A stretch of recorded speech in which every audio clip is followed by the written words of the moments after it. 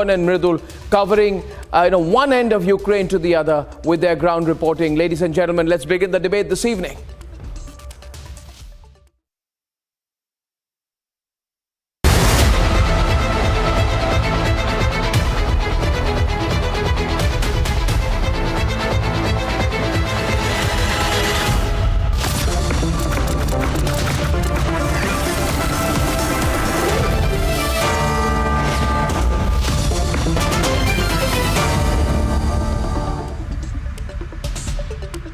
Ladies and gentlemen, let me say it bluntly at the start to the West. Go all in or go all out. Make up your mind.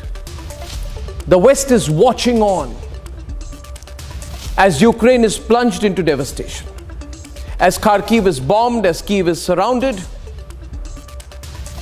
as Mariupol sees missile attacks, and then those like Blinken have the gall to confidently say Ukraine can win against Russia. The West cannot have a half-baked approach to Ukraine anymore. If it is in the battle, it should stop fighting via proxy. And if it is out of the battle, it should go all out and stop the arms supply. This battle via proxy is dangerous and completely unethical. Tonight I have just 3 questions. Think about it, viewers. Is the West saying Ukraine can win because it benefits from a prolonged war? I think so. America will gain a lot financially if the war is prolonged. Why plan to send fighters and then retract? Is the aim only to provoke Russia? If you cannot provide a no-fly zone, then why not completely stop providing arms too? Let us be under no illusions tonight, viewers. No illusions at all. And to all those people on Twitter who want to handle their conscience and feel great about weeping with the people of Ukraine, thinking about the people of Ukraine, including a lot of people in India. All they do is they cleanse their conscience every morning by putting out one tweet, I stand with the people of Ukraine. Well, please realize you don't. All of you on Twitter, including the pseudos who want to feel good, we stand with the people of Ukraine, must understand this is a proxy war for America. By saying so, you are saying, I support a proxy war by America. By saying so, you support what the West has done in Kosovo, you support what the West has done in Africa, you support what the West has done in Afghanistan. So let's speak absolutely clear about it. And to all those people who have nothing to do but put out these shallow retweets and comments on Twitter, think about it. This is a proxy war. And I say tonight, viewers, you must support this position of ours. The West must hashtag stop the proxy war. Stop the proxy war, ladies and gentlemen. The West has misled Ukraine and it is backing off. It is asking Ukraine to fight its battle, and that is against all ethics. Debate number 2 tonight. Nobody in the West has any right to question our balanced position. India's position is the right position to take. We've had a lot of feedback to the fundamentally strong views of this network supporting India's position. Some of you disagree. I'll tell you why you shouldn't, and here are the headlines. This Saturday evening on the live debate tonight. The first ceasefire in the war zone fails. Ukraine and Russia trade charges on who failed the people. Big controversy, big war controversy breaks out. Big war controversy breaks out. The Russian media claims the key Ukraine negotiator, part of the Belarus talks, has been killed. Russia alleges direct role of the West in the Ukraine war, says Western nations are sending mercenaries now. Choppers brought down, jets brought down in dogfight as the battle gets more intense. After blindly falling back on them, the Ukraine calls out NATO now. And 10 reports on the 10th day of the war, from Ukraine to Belarus to Hungary to Poland. Republic is way ahead of even global channels.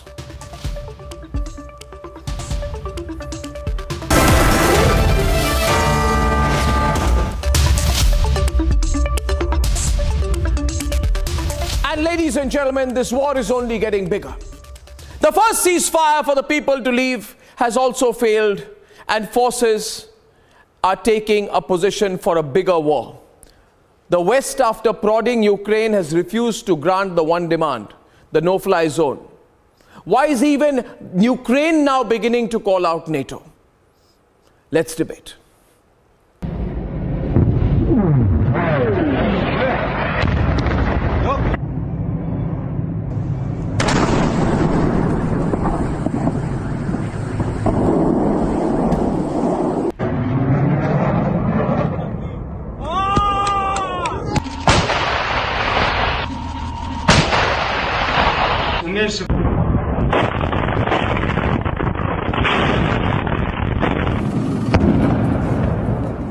Details that we are picking up over the last 24 hours is that if you look at, there are multiple accesses that have basically been opened up by the Russian troops. Starting from the northern side, from Belarus itself, in Zhytomyr, we're being told that the Russians are trying to move in, encircle Kiev. Then you have the other axis, which is in Kharkiv. We're being told that while the Ukrainian army, they've been able to hold fort, that area there has been a lot of shelling that has taken place. Случай. Завод взорвался. Братан, давай назад. Братан, давай назад. Ну его нахуй.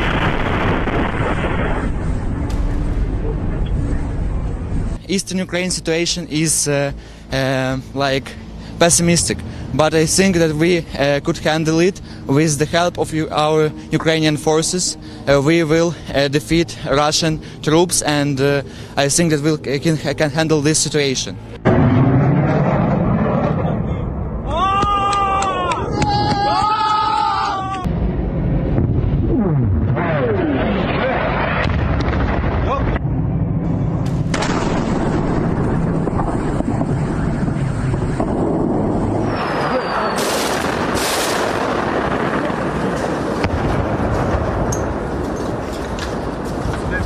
We've been seeing multiple statements changing every time whenever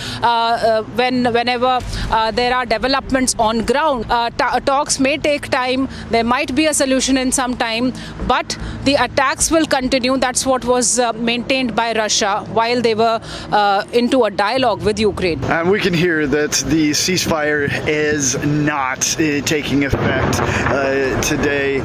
This was a planned regime of silence, as they call it, for the evacuation of refugees from Mariupol and other cities. We've also traveled in some parts of southern Ukraine to understand what's really happening. There is a lot more prohibition in terms of filming those areas. In fact, we were also called in for questioning by the Ukrainian army yesterday. Of course, things are very, very volatile in those very areas, especially in southern side. The whole of Europe understands that they are sending aid to Ukraine because hundreds of thousands of Ukrainians today, at the cost of their lives, the lives of their relatives and even children, are deterring the aggressor. The talks had begun on 28th of February. 5 long hours and no major breakthrough, and on Thursday, once again after a delay, both the sides were on the talking tables, but they agreed upon the green corridor that would be provided for the evacuation of over 2 lakh people. So far, the West has refused to go all in and defend Ukraine. НАТО. Слабкий саміт, розгублений саміт, саміт, на якому видно, що не всі вважають боротьбу за свободу для Європи метою номер 1. It seems like he intends to provoke the conflict between NATO and Russia. If that's his sentiment when he got up yesterday. But is the West fighting a proxy war? The support for Ukraine is real, profound, extensive. Unfortunately, this is not like flipping a light switch. What we do know, what it does tell us, is how extraordinary the Ukrainian people are, their will, their determination, their absolute commitment to defend their country, to defend their freedom, to defend their future. That's the story of the past week. Украинскими националистами готовится провокация с участием западных журналистов в городе Харьков. По подтвержденным данным, на улице Желерди Киевского района в частном секторе между домами размещены реактивные системы залпового огня. And Putin has a stern message for the West. Что нужно сделать бесполетную зону на территории Украины.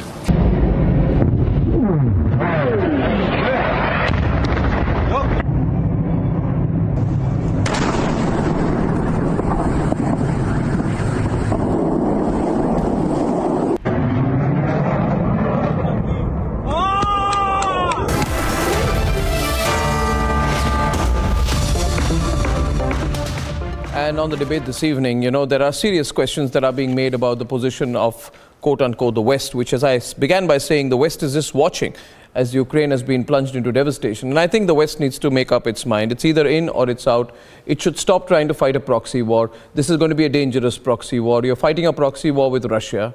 And fighting a proxy war with Russia will come with certain consequences. It'll put the world on the edge. So I think this make-believe situation should stop. And I'd like to welcome Professor Glenn Deason who is joining us live from Norway. He's from the University of Southeastern Norway. Nikolai Toporin, political analyst, live from Moscow. Alfred de Zayas, he's former UN independent expert on the promotion of a democratic and equitable international order, live from Geneva.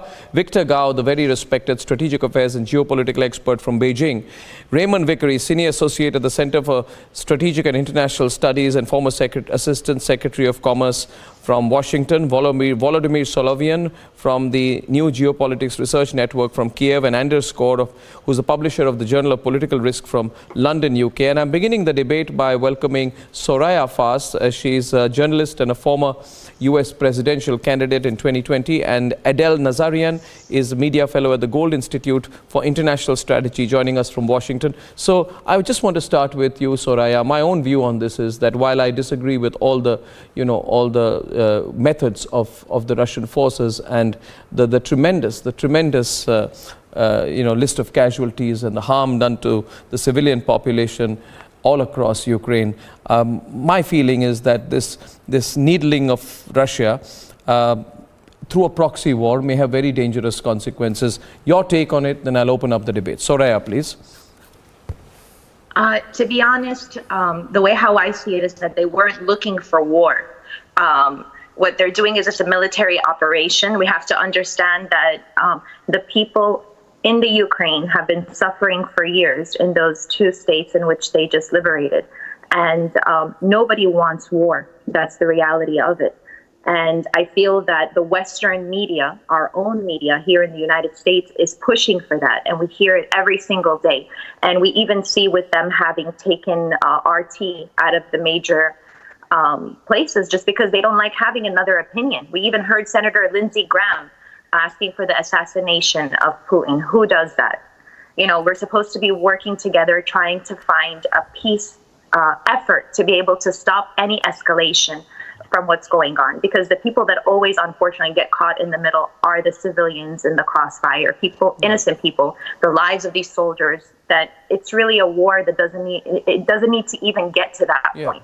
So Adele, why just push the people of Ukraine into this when Americans will not take any risk upon themselves? I mean, Antony Blinken is being bizarre. He probably doesn't believe it himself when he says Ukraine will win the war. And he says over a period of time. He says over time, absolutely. He says, I don't know how long this war will go on. It may go on forever. It may go on for centuries. But one day Ukraine will win. I think Secretary Antony Blinken is doing a pretty good job considering the circumstances he's operating under. And I don't know if you can hear me, but I'm going to make something very clear. I can. Those who parrot the line, thank you. Those who parrot the line that NATO expansion is the cause of this are liars. It was not NATO expansion. NATO was not expanding. Instead, it was the Baltic states that were fearing Russian aggression that actually fled towards NATO. And those who like to stay here and say that America caused this, the West is to blame, The West has only done its best to get involved and help the world. People have pleaded, countries have pleaded for Western intervention repeatedly. I will not stand here and allow for America to be shamed for helping and for being asked repeatedly to foot the bill for so many other countries, for so many organizations internationally, and then to be slapped in the face for everything that America has done. So no, what have you done? America's not to blame. What have you done? What have you done? Also add No, no. What have you done? I'm also going to add this. No, 1 second. Me personally, no, I'm speaking No, about not you America. personally. I mean, United States of America. I just want to tell you. See, Adele, this is. Can I just intervene, please, without your getting very angry about it? And I'll tell you one thing. See, I'm not angry. No, you. I just don't like America getting bashed. That's all right.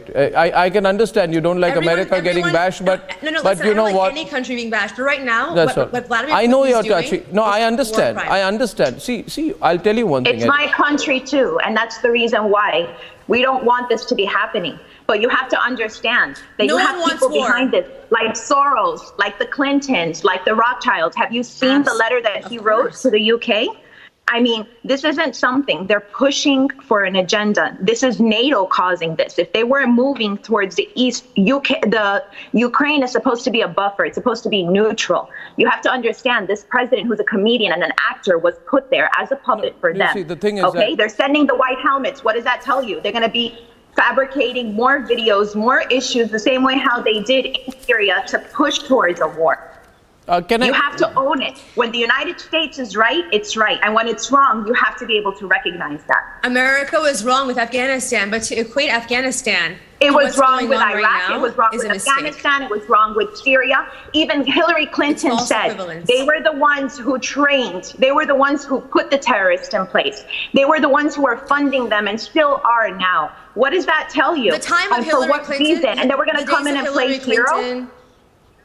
The days of Hillary Clinton and the Soroses, that world order are over, and that's No. because We need to. No. Adele, it's not over. It's can I come in 1 second? Adele and Soraya, can I just come in with one word in between? You know, Please, go ahead. just can I what I want just to make everyone, especially in America, understand that we must stop. You know, America must stop playing a game. This is not a game. Okay.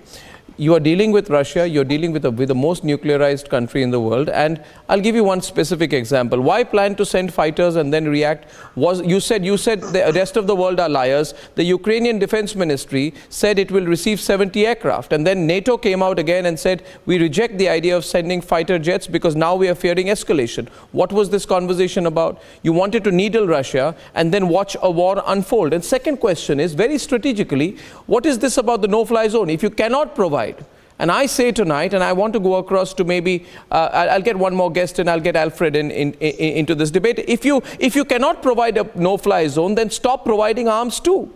The NATO chief, I think his name is Stoltenberg, says we are not part of this conflict. We will never be part of this conflict. We will absolutely not be part of this conflict. NATO has nothing to do with this conflict. We feel very bad for the people of Ukraine. They're all dying, and our empathy and our sympathy and our hearts are with them, but we will have nothing to do with this conflict. We will not allow a no-fly zone. Then why are you providing arms? It doesn't, the two things don't add up. I'd like Alfred to come in and then maybe underscore. Yes, please, Alfred. Take it forward, please. Thank you. As you know, I'm an American citizen, and I'm interested in applying international law and diplomacy to pacify the situation. Now, it's quite clear to me, and it's quite clear to many others, like John Mearsheimer and Richard Falk, that we have been using Ukraine as a pawn in our geopolitical interests. I think that the only solution now is a ceasefire. You sit down and you try a quid pro quo. Back in 1962, when we had the Cuban Missile Crisis, there was a quid pro quo. Russia took its missiles away from Cuba. The US took its missiles away from Turkey. Now, in this situation, the only solution is to make Ukraine a neutral state. This neutrality is well known in international law, and it guarantees the country peace. It guarantees the country the opportunity to have good relations, economic and cultural, with the West and with the East. And if the European Union wants to embrace Ukraine, so be it. Wonderful. But not NATO. And let me say one thing. NATO has no raison d'etre. NATO is not a defensive alliance. NATO has been, since the 1990s, an aggressor. And NATO has a long history of aggressing Yugoslavia, Afghanistan, Iraq, Libya, and Syria, where major war crimes and crimes against humanity have been committed in total impunity. That creates what I call precedents of impunity, precedents of permissibility. If NATO does it and gets away with it, then Russia is invited to do the same.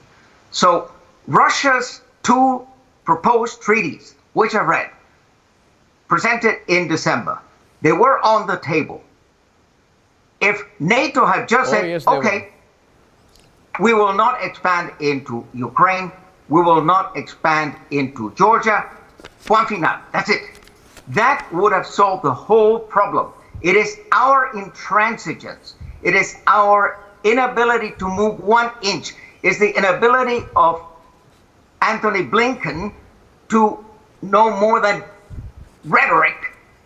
He's incapable of thinking outside the box, incapable of putting himself in the situation of the Russians who do feel threatened. The expansion of NATO is a threat, and it's not only the use of force that is prohibited in the UN Charter, it is the threat of the use of force, and NATO has been threatening Russia now for decades. And this is the moment to accept it, to stop the fighting, to get humanitarian aid into Ukraine, and to be sensible about this. As I said, we need a compromise. It is not winner takes all. It is not we are the good guys and the Russians are the bad guys. That's excellent. Have to sit down. This is not strong points tonight among schoolboys. Ladies and gentlemen, we're not schoolboys. Alfred, I think, we are having a very, very strong debate tonight. I want to tell you, Alfred. I want to tell you something, Alfred, and Anders, and Soraya. I can tell you a lot of people watching this debate right now in the United States of America commenting that they're enjoying this debate and they don't see these debates on American TV channels, which tells a lot about what American TV channels have been doing. And while you may not agree with everything that RT is doing, I think it's absolutely wrong to try and censor channels you don't agree with. That, and Anders was shaking his head there. We bring the point back to NATO with a strong intervention from Alfred Desires from Geneva. I'd like Anders to respond. Anders, one line from me before you come in. Isn't, the Putin is right on the aim of NATO trying to encircle Russia. You don't have to say, oh, why is Putin getting upset? We did nothing. We're just nice people. We have a little arrangement called NATO. I'm not justifying what the Russians are doing, but isn't America working on? America is working, Anders, on entrenching its post-Cold War hegemony over Europe, when from 1992 to 2004, 6 countries, either former Soviet republics or the Warsaw Pact, joined the alliance. So the idea is to encircle Russia, and if Russia responds, then you say, why is Russia responding at all? Because we are the free world. Anders. Well, it's not NATO that's moving east, it's east that's moving towards NATO. People are fleeing Moscow because Moscow is so violent and dictatorial. Nobody wants to live in a dictatorship. So that's what's going on. The U.S., I think the U.S. should, and possibly NATO should, impose a no-fly zone. But in a sense, we are, by providing Stinger missiles, which are surface-to-air, shoulder-fired missiles. The West is, in fact, providing the Ukrainians with the means to put a no-fly zone by themselves. And let's remember that the Ukrainians are actually in the lead on this. They're fighting much harder than we are, frankly. No, they're not. And this is not a proxy war. This is a leadership by the Ukrainians. The Ukrainians are asking for what they need, and we're providing some of it. We're not even providing all of it. One question to you. So we can't really call this a proxy war. One counter to you. Just one counter question to you, please, Anders. See, listen, why send arms if you're not willing to fight?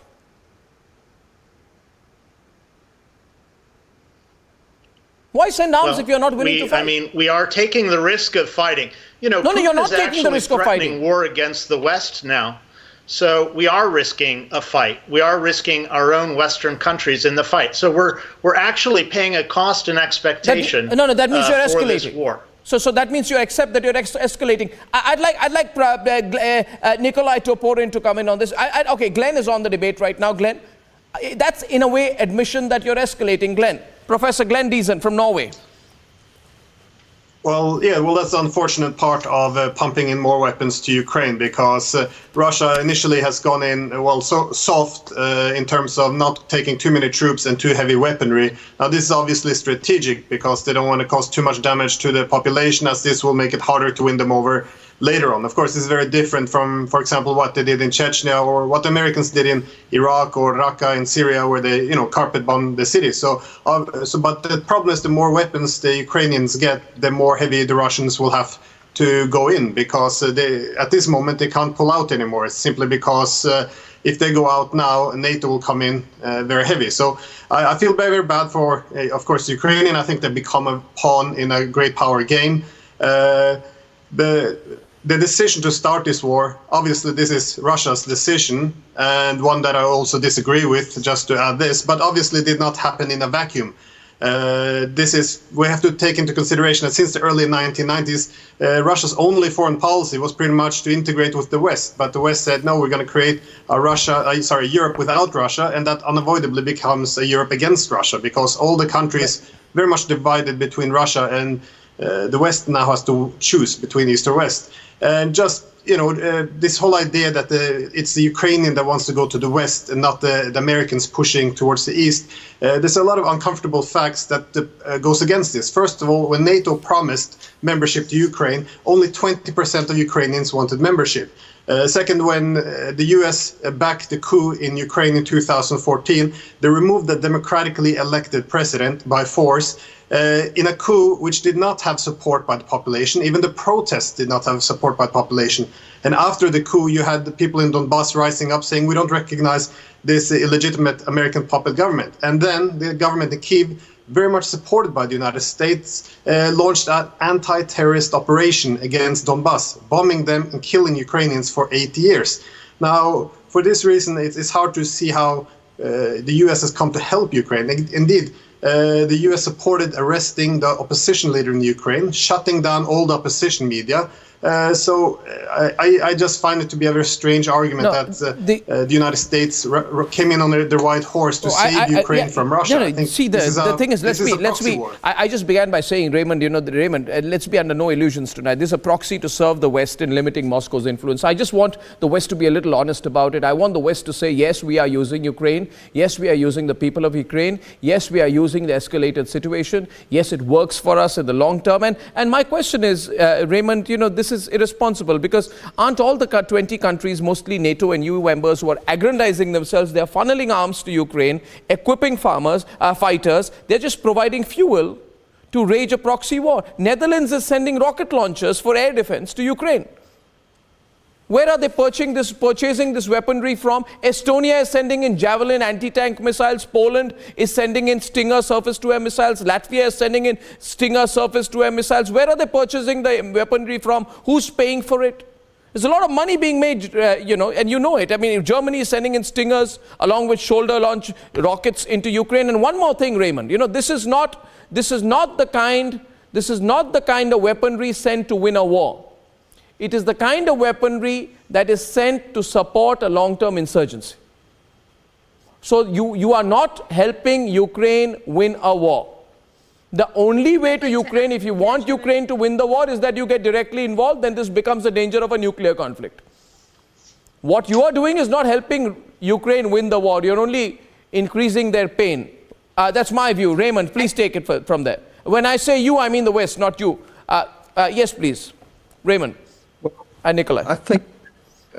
I think, first of all, you have to look again at who invaded who here, who invoked violence as a way to be able to resolve a question of political affiliation.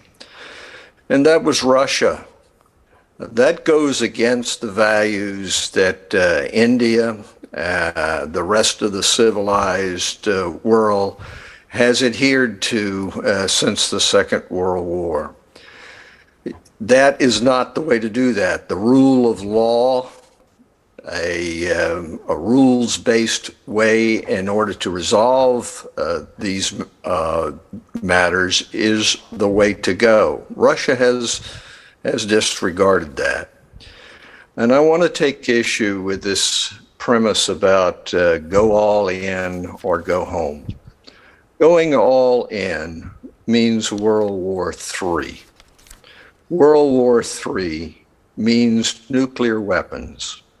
Nuclear weapons mean death and destruction like the world has never known. India will not be exempted from that. No one will be exempted from that. The radiation will go everywhere and kill millions and millions. And I don't even think it's an exaggeration to say that going all in and having World War III would be the end of civilization as we have known it. Also, I want to raise this business of values. The question of values is key to India and the United States, the relationship which we've had. The freedom of the press, which Republic TV enjoys now, which is enjoyed in India. To democratically protect human rights. Those are values which underlay the U.S.-India relationship and which should be protected and defended by India and the United States. If we just step back, that's the other part of your supposition, you go all in or go home. And we just go home, what happens to those values? Those values are hurt worldwide. No. And people who are in the position of Putin will believe that violence is the way to go. I'm so tempted, Raymond. I'm so absolutely we wouldn't have any wars tempted around the this world. minute to come in, but I see Soraya is also tempted to come in. Soraya comes in. I wanted to say something there. I just want to tell you one thing, Raymond. You know, you've been on my panels for so long. I'm really fond of you. I think you're a very wise and experienced man. But well, Raymond, thank you for having me. no, it's my pleasure, absolutely. But Raymond, you know, where I have a problem right now is that I think the West, especially the United States of America, should understand that you may be stringing the Ukrainians along. But when you're talking about a country like India, you know, you cannot string India along. And I think it would be advisable. I would say that, you know, the West should not have this holier-than-thou approach by calling, oh, Russia's war is unprovoked and unjustified, but what we did in Somalia was justified, what we did in Iraq was justified, what we did in Syria was justified, what we did in Libya was justified, when we killed millions of people, when we bolstered the Al-Shabaab, when we encouraged and financed the Taliban, when we were doing business with Osama bin Laden, it was justified. So if Raymond, if you can be on the screen, I just feel here that this, how many times I say, and I want to go across actually to Nikolai, how many times has the West indulged with interfering in the political independence and the territorial integrity of other countries? How much of that has been by rule of law? Over to Nikolai, please, from Moscow. Nikolai, you heard Victor. Raymond, would you like to respond to him, please? Hello, colleagues from Moscow. First of all, I would like to say that we are here against the war. It should be clear for the beginning, because nobody here wants to continue the war in Ukraine. But what I can say, I must to focus your attention maybe 40 years ago. Let's return to era of President Reagan and President Gorbachev, Chancellor Kohl, Prime Minister Thatcher. And that era, the Soviet Union started a new absolutely policy, perestroika, glasnost, friendship, first of all, friendship with Western countries, with NATO, and we came to beautiful agreements, in my view. agreements in strategic sphere, agreements in economical sphere, and agreements in the democratic sphere, because Soviet Union started to build up a new society with let's say, respect for human rights, with respect for democratic institutions. And I remember that I was a student at that time, and I well remember that it was said many times by President Reagan and by Chancellor Kohl that when Soviet Union, it was after the Soviet Union dissolved, it was then mentioned that NATO will never be enlarged to the eastern side, eastern part of Europe. Yes, and you remember that at that time Soviet military bloc, Warsaw Bloc, was dissolved, and from East Europe there was no any military bloc at the time. Only NATO remained. And NATO said okay. Reagan said okay. Chancellor Kohl said okay. Thatcher said okay. That NATO will not go further to borders of Russia at that time, Russia country. And we say okay, let's develop cooperation. Let's develop friendship. Let's develop economic projects. And it was okay. I remember 90s. It was okay, but suddenly we started to see that there is a so-called let's say movement between NATO and Eastern countries that they get closer. Eastern European countries entered the European Union. They started to enter because actually only in 2004, 10 countries joined European Union. And we said, okay, you can join, but just we remember that you promised us that NATO will not be enlarged to eastern borders of Russian Federation. You know, Russians, we are a very strong country. We are a very strong military country. Yes, we have a lot of weapons. We have a lot of very heavy atomic nuclear weapons. And we always say that we are not a kind of aggressor. We have these weapons because we suffered last century the heaviest war in the world. It was Second World War II. Just let's go to this time, and we lost just colleagues. We lost 28 million of people. 28 million of people. This is half of Europe. Maybe some countries are less than 28 million of people. United States, they are very clear. They are very, let's say, prudent because they are sitting on their continent. They are very far from Europe.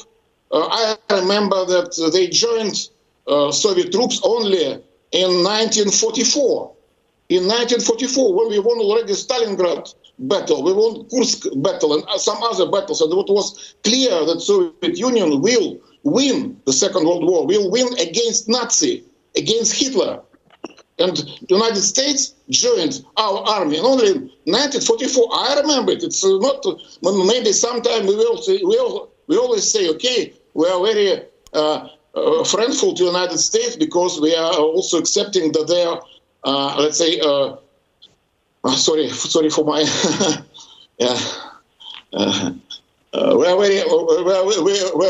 we appreciate their help, their assistance during Second World War. But it was not the time we expected it, by the way.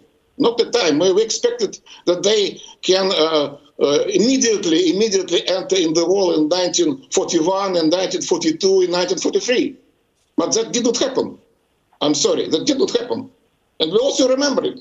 That's why right now we should be aware that we cannot count on United States help. We cannot count because United States also act for themselves.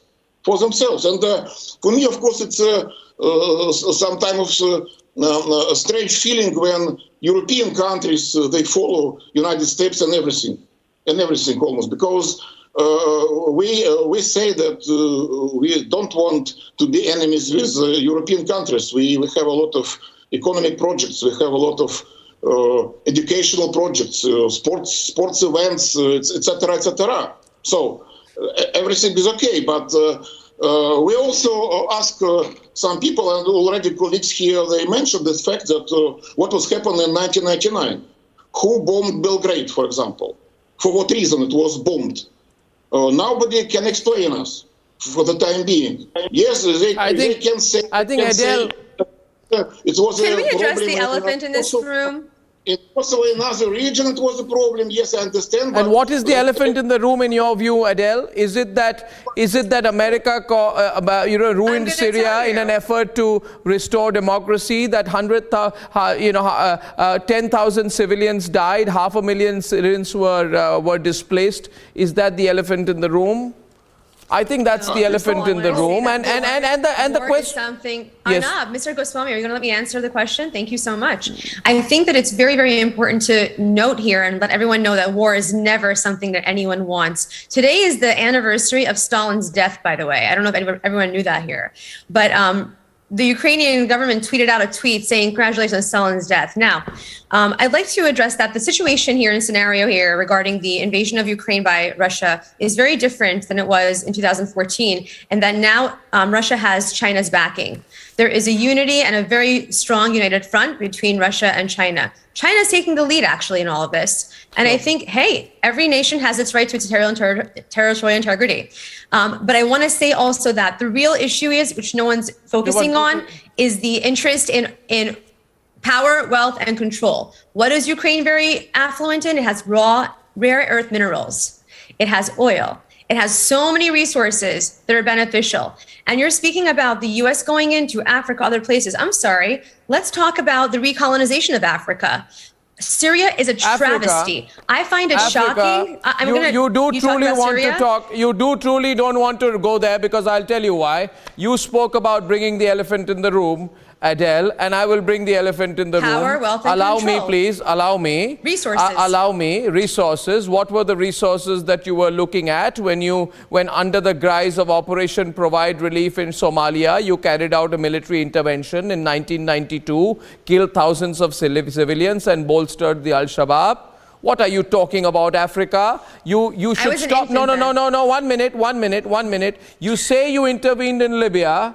You say to prevent a massacre, right? You left the country with 217,000 internally displaced people, 1.3 million people in need of desperate humanitarian assistance. So please, Adele, address the elephant in the room, and please don't tell me America had no. You must ask yourself, what were the business dealings of Joe Biden's son in Ukraine? What were the business dealings of Joe Biden's son in Ukraine, Adele? Very unfortunate. Again, I'm gonna address your question respectfully. America has made a lot of strategic missteps and errors historically. If I was leading the country back then, I was too young to run, and also if I was running for president, you'd actually know who I am. Also, I want to say that the big issue is, I will say this: the one thing that can solve this whole problem is Bitcoin and cryptocurrency. That's going to level the playing field. That's going to be able to provide an opportunity for everyone, and it will end the need for endless wars. Okay, so here's a disagreement. Again, I want Soraya to respond. I'd only say the one thing which will end this whole problem is if instead of trying to extend post-Cold War hegemony, you make it very clear you will not give a NATO membership for Ukraine, because Putin will stand down if he's given such an assurance. Soraya. Thank you. I just want to make a correction before anything. I'm not a journalist by profession. I'm an educator. And I feel if we had more educators in the United States politics, we wouldn't have all these issues that we're having today. That's what they lack, is education. What happens is it's a cultural language barrier in a lot of places, and we saw it throughout the Middle East and all these wars that they're waging.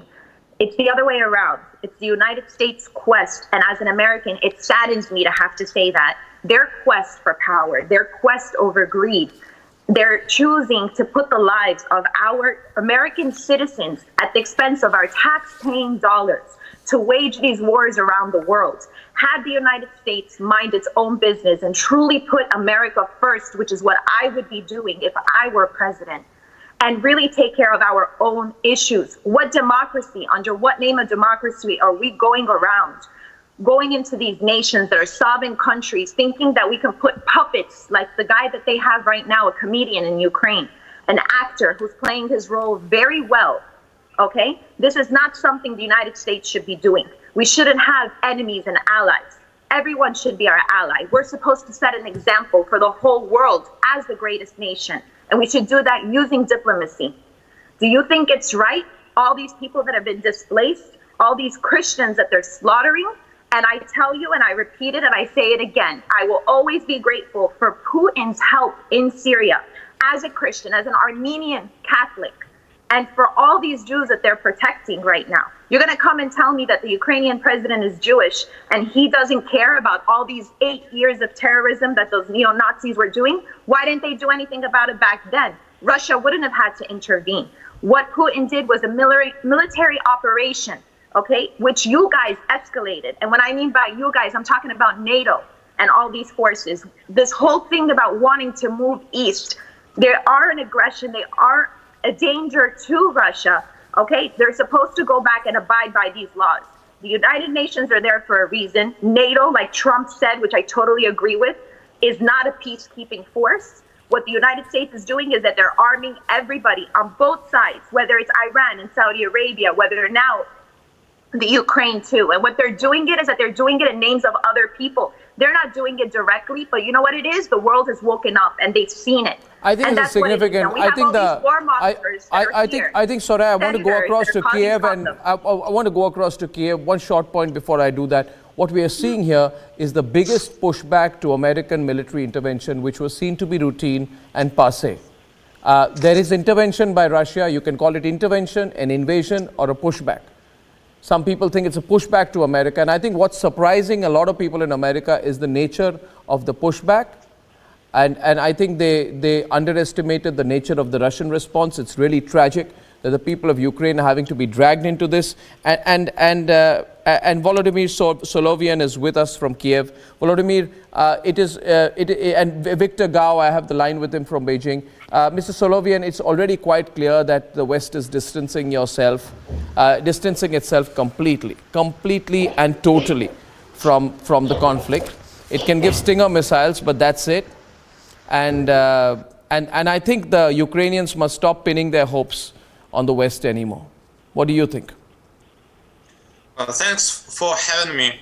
At first, I have to disagree with attempts to portray Ukraine as a proxy force or puppet of the West. We should notice that this is not the first Ukrainian-Russian war between our two countries for centuries, and these complicated relations between our nations began even before United States even existed. So without this historical picture, we can't manage and we can't understand the depth and deep roots of this war. By the way, Mr. Putin tries to justify this conflict in eyes of his own people towards his internal audience by historical reasons. And he told Russians, and many Russians support this idea that East-West, that Eastern Ukraine is historical lands. So this war is not just about Russia and NATO and Ukrainian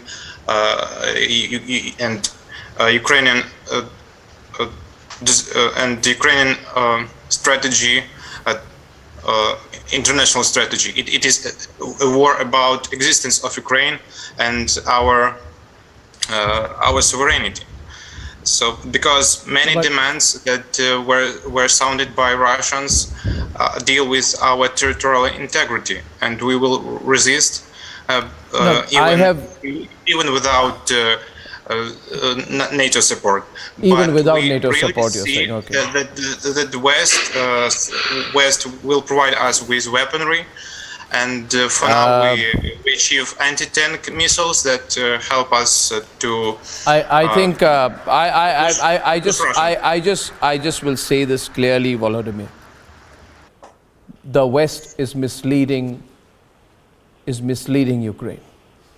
like it has done in so many countries across the world.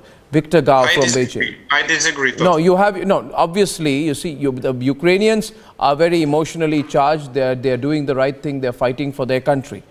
But I think the writing is on the wall. The West was never with you. America was never with you. America was using you as a buffer state. America was using you for gaining strategic depth. America was using you to put pro-American presidents and ministers in power. America was then putting many of these people in their think tanks, and you can only see the economic relationship between many of your existing politicians and some of the strategic institutes in America, and you will understand what I'm talking about. Please, Volodymyr, this is America's old game plan. Old game plan. You know, I'll tell you one thing. I'm not putting a comparison, but you should see that the richer the dictators and generals in Pakistan and their children became, the more they emigrated eventually to America, and the people of Pakistan lost out for it. America used Pakistan. America has a use and throw policy across the entire world. It's repeating it all over again in Ukraine. And I'd like to go across to Victor right now. Victor, where is this moving? Where is this moving now? Thank you very much. Thank you. Several points. One is that mankind is right now on the brink of a nuclear war. And mankind has never been as close to nuclear Armageddon as we are now. So whatever happening in Ukraine, brutal as it is, tragic as it is not child's play anymore. It's not just between Russians and the Ukrainians. It's between Russia on the one hand and the United States, NATO, and Ukraine on the other hand. Now, a couple of points about President Zelensky. I think, despite of the fact that he is very much liked by the West, President Zelensky does not know what he wants which can be delivered. He does not know what he wants from President Biden and the United States which can be approved. He does not know what he wants from President Putin which can be executed. He does not know his most important thing now is to save the Ukrainian people, not to urge them to die to the last person standing. No, whoever who is urging the Ukrainian people to stand in the fight against the Russians and to die until their last person is killing the Ukrainian people, is not helping the Ukrainian people. If they want to die, they go to Ukraine and die in themselves. They have their own skin in this game. If they stay away and urge the Ukrainian people to die, they are doing injustice to the Ukrainian people. When the dust settles, I think how many Ukrainian people have been saved from the war, from dying from the war, is the most important thing. I urge the Ukrainian leader and the Ukrainian people to save the innocent people in Ukraine, not to put them to the slaughterhouse, not to put them to be slaughtered by the war. Now, on the other hand, also allow me to emphasize, war is always brutal. A war involving Russia or the former Soviet Union or the Tsarist Russia can be as brutal as you can imagine. Russia, up to today, has not used all their most lethal weapons, most sophisticated weapons. Why? I think they are preparing for a showdown with NATO. Their fight is not with Ukraine. Right. They are using very weapons. What do you mean they are preparing for a showdown with NATO? No, which is why it becomes very important for NATO to make it clear it's not offering membership and rule out the possibility of such a showdown, Anders, unless one wants a showdown, Anders. Why allow Russia the luxury of a showdown? We don't want to. Listen, it is Ukraine that is going to move towards NATO. It's not the other way. China and Russia are threatening nuclear war. They are fearmongers. Bullies always are. Stingers can win wars. In Afghanistan, for example, they beat the Soviets. No nuclear we are not looking for war. Look, war is looking for America. We always try to beat the dictators and terrorists. We don't start the wars. The dictators and terrorists do. Moscow is losing. Putin is losing. Glory to Ukraine. Slava Ukraina. You know what? To be honest, if it wasn't because the United States is the one that's losing its hegemony, we wouldn't be interfering in other people's business. Okay, this Ukraine war proves that democracy is not losing. Democracy is winning. Makes no sense. Illogical? What democracy do we have here in the United States? You want to explain it to me? We're not Take a look at the democracy. people in We're a January republic. 6th We're not a democracy. We're a not republic, Soraya. exactly. You ran for So president. when You should know go that. in and we wage wars in the name of democracy. What democracy? We're not a democracy. We're a republic, Soraya. You claim to run for president. You don't even know your own history. Please. Hello? Yeah, we have a lot more democracy than most other parts. Okay, of the ladies and world. gentlemen, So ladies and thank gentlemen, God. ladies and gentlemen, question remains. We're on the edge tonight. Our reporting teams are sending us more live breaking news, and I'll come back with that on the other side. I thank you all very much for debate one. On the other side, why India's position is spot on and why our steady and balanced position on Ukraine. Absolutely steady and balanced position on Ukraine since the very beginning of this invasion. As Republic calls out the West's hypocrisy, on the other side, I debate why it's important not to take sides at this moment in this war.